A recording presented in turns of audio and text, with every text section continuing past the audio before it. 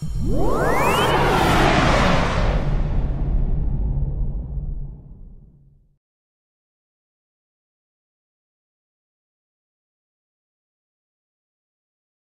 we're back, exercisebay.com. We are in a series where we went through all the mechanics of a proper row, okay? The scapulohumeral rhythm of the shoulder blade, her body posture.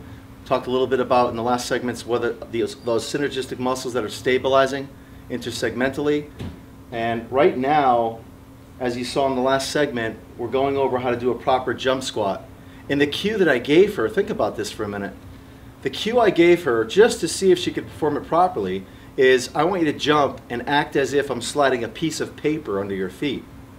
It's hard to concept, you know. I want to do a jump squat. What kind of jump is that? So it's almost like jumping rope. You know, the rope is only this thick. Why do you need to jump any higher? Okay, and that's what we're trying to do. Just get this under her feet. On the last segment, I was watching her knees buckle a little bit and jut forward. So I stopped, had a little conversation, and basically I said something like this.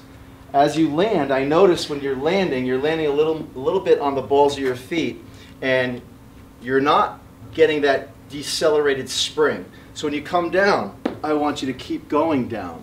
Okay, you were just stopping short and your knees were jutting forward.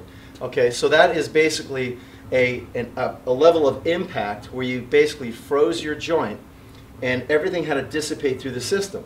Now it could dissipate out a weak link. It could be your knee, it could be your hip. Now you told me that you had a hip injury, okay, and you were told by the physician not to do any running until June. Okay, so this is April, so you have 2 more months before you could run. Right. Okay, and what did I say to you?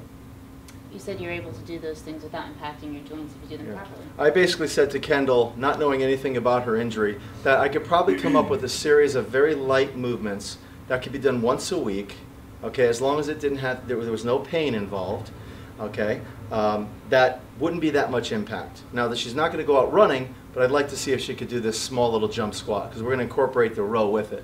So let's slowly decelerate for me, accelerate. Piece of paper, okay, that was a wood block. Piece of paper. Okay. Piece of paper, good. Piece of paper, okay, the first thing I want you to do is I want you to get those heels down. Heels down, heels down, heels down. Slow. Can you get your... Slow. And relax. Come on up. Are you still going? Here's what we're going to do. Yep. We're going to try to incorporate the row. Okay, 3/4 of a squat. 3/4 squat.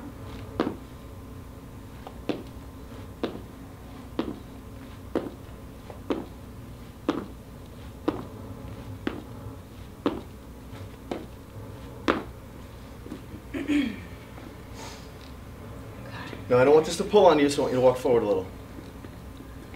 Nice and slow. Easy, don't jump so high. Remember the piece of paper analogy, get those heels down. Okay, less of a squat, get those heels down. First thing you're thinking of. And relax. Now, just stay there for a minute. The first thing that she thought of when she went to do their jump squat, I guarantee you, was the row, correct? Yes. Okay. So she lost the ability to connect on her athletic ability from the lower extremity or from the waist down. So that's a concern.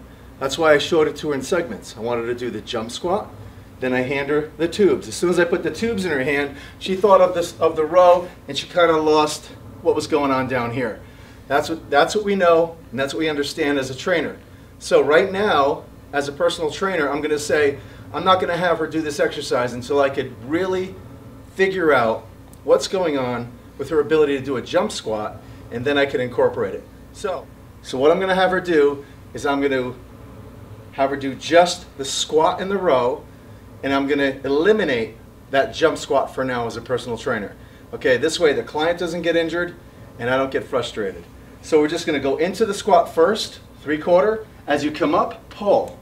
So it's called a squat, pull in that row. See, a lot of trainers doing this exercise where they're pulling on the way down. That just doesn't make sense to me. So I don't know where that came from. Always pull on the way up, going way too deep. I want a 1/4 squat. One right there, Still too deep. Less. Right there.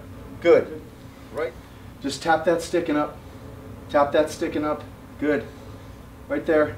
As soon as you feel that stick, come on up. Come on up. So now I give her that tactile cue, and she's perfect. Don't lock the knees at all. Just tap the sticking up. Slow it down on the upper side. Slow it down. Slow it down. 3 more. Slow it down. Don't water ski. Hip flex for me. Get that hinge in there. Get that hinge in there and relax. Okay. Sometimes that's how it goes. As long as we do it safely and effectively. ExerciseBay.com. Our fitness model, Kendall. Stay tuned. We'll be right back.